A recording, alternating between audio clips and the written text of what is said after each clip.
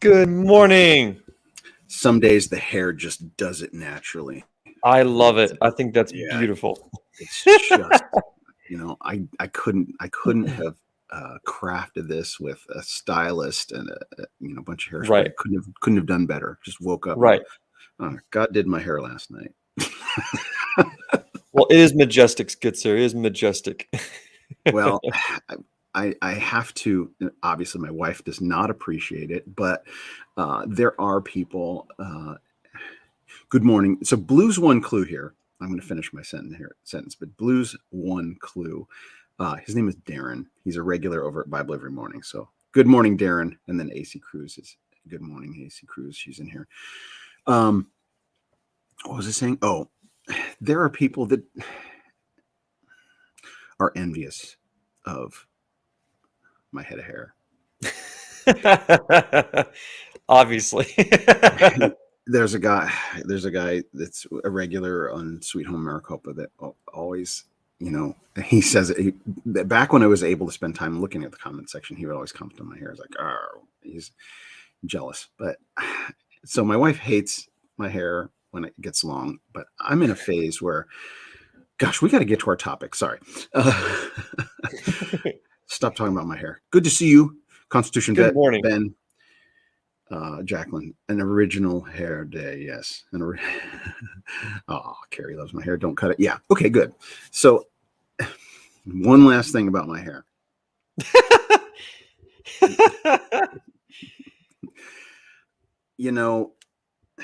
I haven't said this to my wife yet, but I'm sincere about this. And I'm hesitant to talk like this, and when people talk like this, my radar goes up, but I kind of have this feeling that I'm going to say it here. I'm going to say it on this. It's recorded forever when I say it. I think God wants me to grow my hair out. It's like, did you cut your hair?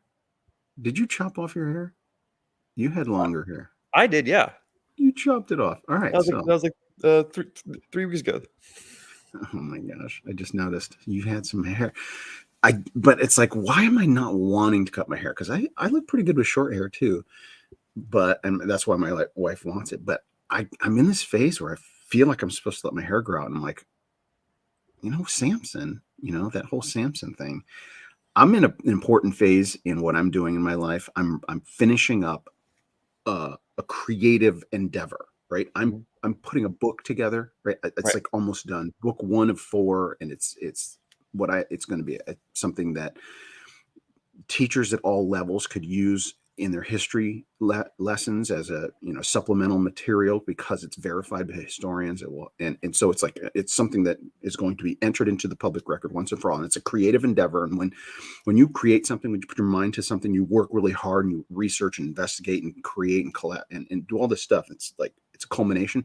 It's like right now I'm in this gestation period and I'm about to give birth, and it's like it's this pivotal moment, this seminal moment, this thing that now exists forever. And it's like God's doing this. So I think I shouldn't cut my hair until I have there's a series of 4 books. Maybe I'm supposed to let my hair grow at least until all 4 books are done. Anyway, that's just the thought there. I spit it out. It's the first time I've articulated it to anyone. The power of God is in the hair for some reason. For Samson, it was anyway. So what you're saying is your goal is to look like absolute mess until the work is done, right? Got it. Check. Okay, now we know. You and my wife like hit it off. It's like, yeah, what Ben said. Oh, hey, no, I get it. When I finished my master's degree, I looked like absolute garbage, but that's because I earned it. I earned that look because I worked so hard on something that I was proud of. No, I get it. I get it. And on that note, now that I look like absolute garbage, Ben, what are we talking about today? We're talking about leadership and what real leadership actually looks like. So I'm not going to try to transition from hair to leadership. I can try, but Yeah, I've been teaching all week, so I'm tired. So, what does real leadership look like to you? To me, it looks like a truckload of water and supplies and McDonald's meals for all the firefighters and all the workers. True leadership is I'm going to do something uh, that the people need done. I'm going to do. I'm not going to run away from hard the most difficult part of the job. I'm going to head it. I'm going to take it face on, head it face on. That's what leadership is. Huh. Do the hard work. Weird. It's like when you go to your people and you at least show up for your people. It's weird. It's like the people actually respect that. It's odd. It's like if you are in a leadership position and you say you care about the people and you actually deliver on what you say, literally deliver. Yeah. It's like people kind of respect that. Huh. Weird. You know what's funny? He's not Go ahead. actually the current leader of the country at this moment. So Oh yeah. weird. Right. Oh, well, you know what? Hold on a second. Hold on. No. Orange Man bad. We all know this. The actual leader was doing important stuff on President's Day, right? Right. He must have been at the border, right? Oh no. He must have been in Florida. No. He must have been in New York City dealing with the crime or in Chicago dealing with crime. No. He must have been in Ohio. No, he wasn't. Where was he? He was Where was giving away American dollars. That's it. To Giving who? I away forgot. American- Who's the people again? Whoever's lined his pockets, he's making sure Oh, they get right. compensated. Hmm. What begins with U and rhymes with Ukraine? What could that be? Huh. Hmm. Weird. So yeah, that happened. Well, let me tell you. Let me tell you what. As this thing is shaping up, because when it happened, nobody's reporting on it. But then, because of the news sources that we follow, the train derailment in Palestine, Ohio, happened February 3rd. It was a couple of days. We're like, oh, train wreck. Oh man, that sucks. And then we're starting to hear what really happened and how devastating it is. And many are calling it potentially the worst ecological disaster in our country's history, right? Like potentially the worst ecological disaster in our country's history. In our current administration, finally at 7 a.m. while everybody was still in bed, finally send the transportation secretary over, or he finally is guilted and shamed into it by Trump going ahead of time. Like Trump beat him to it. And it's like he couldn't poor Buttigieg couldn't rearrange his I don't know. He's not nursing a baby, right? He doesn't have breast milk to nurse a baby. He's like, I've got things on my calendar that are more important than my job. I'm taking some personal time. But then Trump shows up and gets all the credit, right? And forces FEMA, right? It's Trump that gets the credit for FEMA showing up because he did it. FEMA's like, dang, better get there. And so this is like, how can a Democrat, the Democrat Party hand Trump a platform like this is like his campaign platform is going to be Palestine, right? Palestine, Ohio. His campaign platform is going to be just, I was there. It's like, this is what a president looks like. This is what a president does. This is what a president looks like. Right. And that goes into the whole point of today of what does actual leadership look like? And based on my experiences in my life, what I can tell you is a lot of people get it wrong. A lot of people get leadership wrong as far as what it's supposed to look like. And so that's why I want to start out with you and see what your thoughts were. And so on the big picture, moving away from the single event that we're focusing on, how would you typically describe leadership? Well, I remember in Bible college hearing a good message about this. To determine whether you are a leader, right? The question was, how do you know if you're a leader? The answer is like, turn around and see if anybody's following you. Right? How do you know if you're a leader? Turn around and look and see if anybody is following you. But as far as the characteristics of leadership, I mean, you can make a long list. You put me on the spot here because people would argue that I'm a leader, and I'm like, okay, I have some of this, some of the qualifications, some of the skill set. So if I analyze myself and what I do, I was like, okay, I am firm in my convictions, and I don't firm in my convictions, and will not compromise in my convictions. But I'm diplomatic in how I deal with others. I don't judge. It is a I hard can't question to answer. define it myself. Yeah. Well, and that's the point. Everyone has their own definition, right? There are different ways to lead. You have directive, supportive, coaching, delegating, all that. But at the end of the day, from my point of view, the determination, the litmus test of what a real leader is, what is that person doing? Is that person sacrificing their time for their people? Is that person taking care of their people? Is that person laying awake at night thinking about their people? And is that person showing up when they say they'll show up? Bottom line, you have managers, then you have leaders. And you have those who think leadership is this flowery, comfortable, feel good thing. But the reality is, real leadership is not comfortable at all. And that's the price. A real leader is someone who will come in before the day starts and leave last. The real leader is a person who gets no sleep, who endures. You have those images you can find on Google. And what does leadership look like? And you see the manager is behind the people pulling the desk, like the job. And the other picture is the leader in front of the people pulling them. That's still only half true. The reality is the leader is the one below the entire job, holding everything on their shoulders.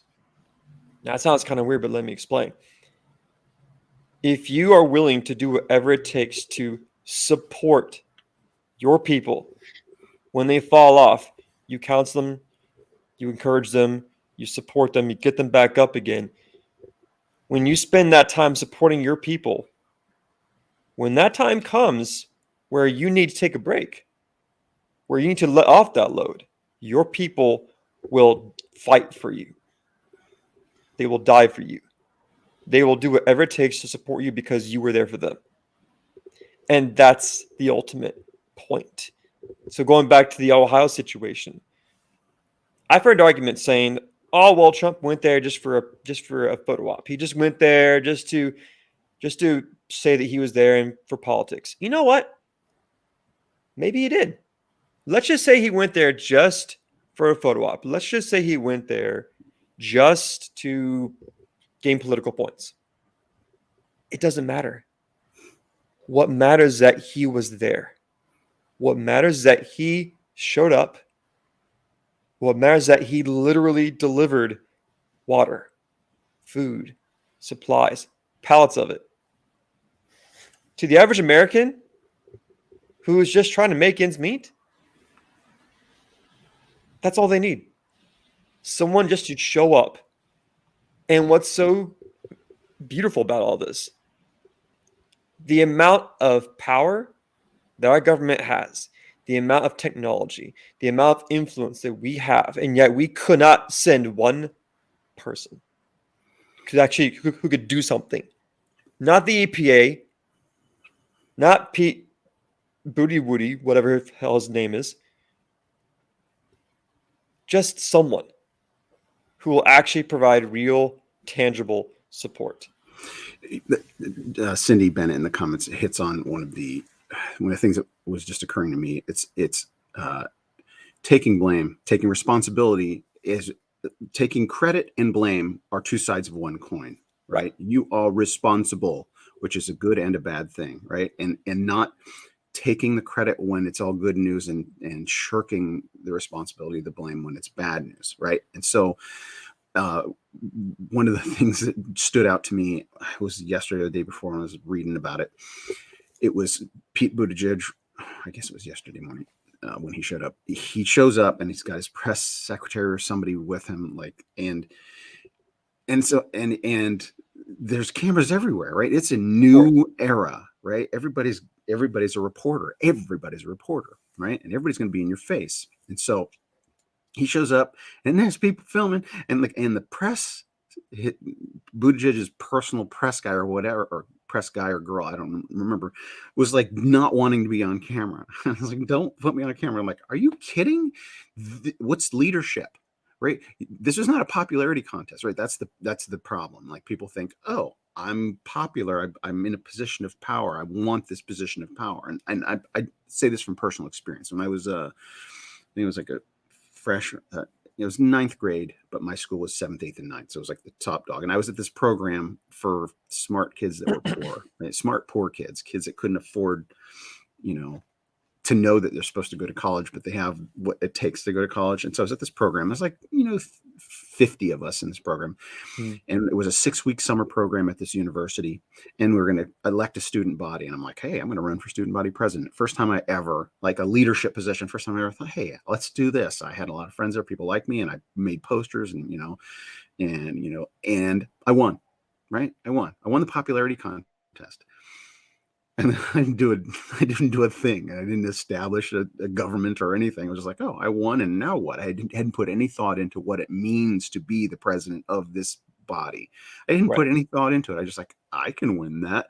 And that's who we have leading our country. We have a bunch of people like, I want to be in power. I don't know what it means. I don't know what we're supposed to do, but let's be in power. And now we're in power, and they're in power, and they realize the world is a really complicated, evil place.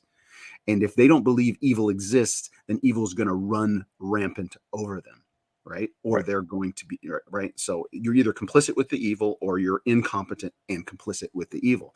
And so Buttigieg shows up, and cameras are everywhere, and they're like, I didn't sign up for this. I got appointed to this, and I thought it was all going to be just giving stump speeches and people happy with me. And now I have to deal with horrific things that happen. And so it was... It was this seminal moment where it's like God is throwing things at this administration to expose them every day. I completely agree. And Donald Trump, even those that say he just showed up for the photo op, it's like, even if that were true, Trulia recognizes that's what you should do, right? Show up. Show up and be seen among the people. And so Trump is brilliant. It's just instincts for him, right? It's like he was like, if I were president, what would I do? This is what I would do. Yeah. At least don't make this terrible decision to leave on President's Day to go to a country that we shouldn't even be in, and then promise more money that we don't have to a country we should not be in. And then one step further, promise financial support for pensions of people in a country that we should not be in. Meanwhile, Americans are literally dying. I mean, even if I was a Democrat, I would try to find some way to justify it. But for this thing, how? How can you possibly justify any of this? Meanwhile, where's Kamala? Where's the vice president? Maybe she could have gone. No. It only took them, over 17 days to send an actual person down there? I mean, the EPA went down there, but they didn't do anything. And let's not forget, the EPA told everyone that Ground Zero was totally fine afterward, and they lied. So it's safe to go back. The backtracking on that, it's like, maybe not. So I guess the main thing that really got me this week is, what does an actual leader look like? Because I had students asking me about this. I had students asking me, Ben, where is the president?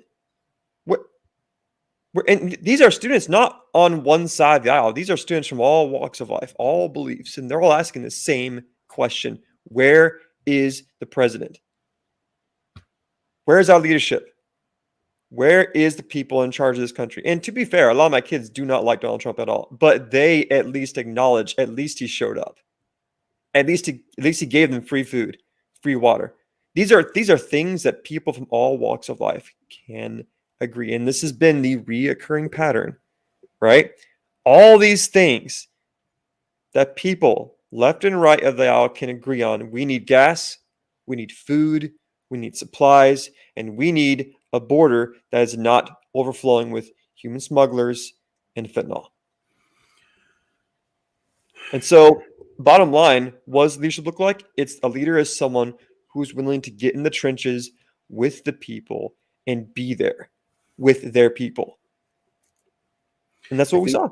Yeah. And I think the news cycle is so abbreviated now that, like, it's well, for the younger generation, for the people who haven't had jobs for the last 10, 15, 20 years, right? It's like it takes people who've experienced the Trump economy versus what's going on right now. It's not that long ago that the United States economy was the greatest and strongest it had ever been, and you had left leaning or liberal leaning economists acknowledging it, saying, well, I hate to admit this, but these are the best numbers we've ever had and ever experienced. Right.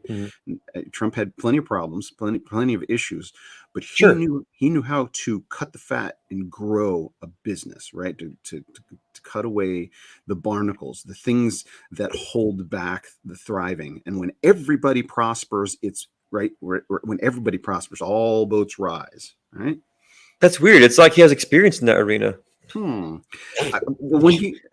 That's why, I mean, that was the appeal as well. It's like, some people are like, oh, you can't treat the country like a business. I'm like, are you kidding? Oh, a country a business is the best analogy for a country, right? It's like you want to thrive and you want all the shareholders to prosper, right? You want all of your shareholders in your business. You want all of them, their share in that business. You want it to grow. That's what you do. You want and who are the shareholders of the United States of America? We are the people, right? And so when I was in the Air Force, is he gonna be reelected? Is he coming? I sure hope so. But one thing to help wrap this up, when I was in the Air Force, one of my chiefs gave me a coin, a little challenge coin. And on this coin, there was a quote by an Italian revolutionary patriot named Giuseppe Garibaldi. And I'll never forget this quote. He said, I offer neither pay, nor quarters, nor provisions. I offer only hunger, thirst, forced marches, battles, and death. Let him who loves his country in his heart and not with his lips alone follow me. All right, say it again. So repeat it. This quote came from a guy named Giuseppe Garibaldi. The quote is, I offer neither pay, nor quarters, nor provisions. I offer only hunger, thirst, forced marches, battles, and death. Let those who love their country in their heart and not with their lips alone follow me. That quote guided my whole military career and even today. And that's where I'm at now. You know what immediately came to mind? I think it's Hebrews 12. For the joy set before him, he endured the cross, the most brutal form of capital punishment known, the most brutal form, for the joy set before him. And we stand on the shoulders of people with that mindset, right? This country is built on the backs of hardworking people that believe that God had called us to this great land, that God has a plan, and it's worth the sacrifice, right? The sacrifice, Jesus sacrificed himself on the cross for the joy set before him. And so do the hard work and without any guarantee this side of eternity, right? Without any guarantee, but you will be fulfilled and satisfied. It's like, how can you have joy right now? Right? There is that it's the peace that passes understanding. Scripture has all of these references to a condition of the heart. I got 1,000 tangents and directions I want to go in.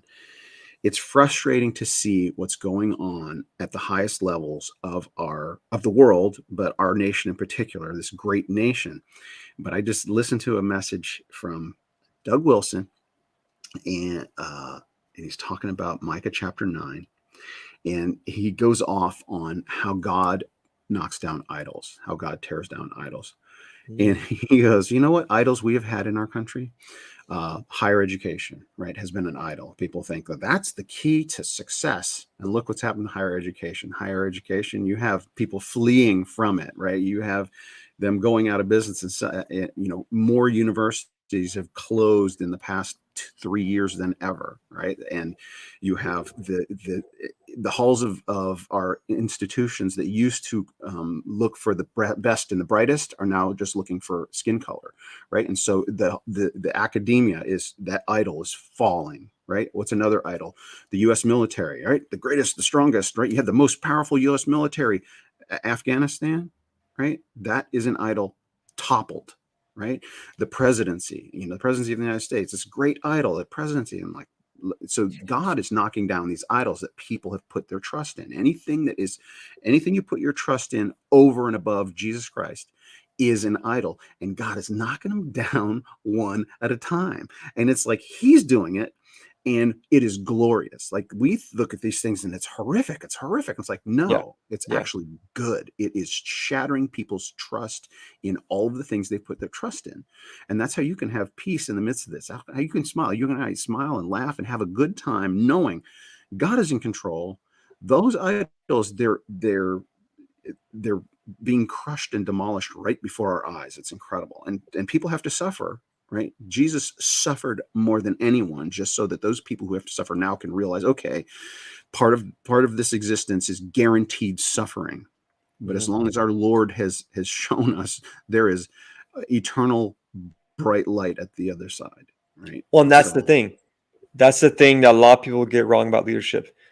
My King, Christ, was the greatest leader. But leadership, real leadership, is suffering. But suffering is also joy. And that's the key. It's not supposed to feel good. It's not supposed to be happy all the time. It's supposed to suffer because that is joy, because that is what Christ did. Suffering is literally God shaping you, right?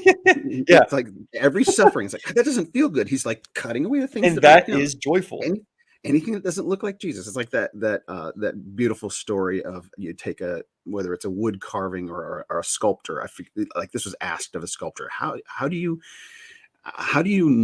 make this block of granite look like an eagle? I mean, how do you do that? And he goes, I just cut away everything that doesn't look like an eagle. Right. And that's what God's doing to you. He's cutting away everything that doesn't look like him. Right. We are his image, and we've got all this baggage. So it's God's love that causes you to suffer. It's like, thanks, God. But we're in a process. We are perpetually becoming, and people don't understand that we are not only in our lifespan in progression, right? We grow. We were children. We leave behind childish things, and you grow in knowledge and strength and wisdom, etc. But our culture is in a process, right? We're going through progression, and we're born into the culture at a certain time in the process. And this is I believe, a refining. And on the other side of this refining is revival and reformation. I'm firmly convinced of that. God is on it. He's not surprised. He's not disappointed. He's like, just hold on. Just hold on, you guys. I'm in control. That's what he's saying. All right, you got 12 seconds. Go. Great lesson. Great talk. Never surrender. Never submit, because Christ, your King, never will. Amen. That's good stuff. Good to see you, Ben. As always, sir. See you next week.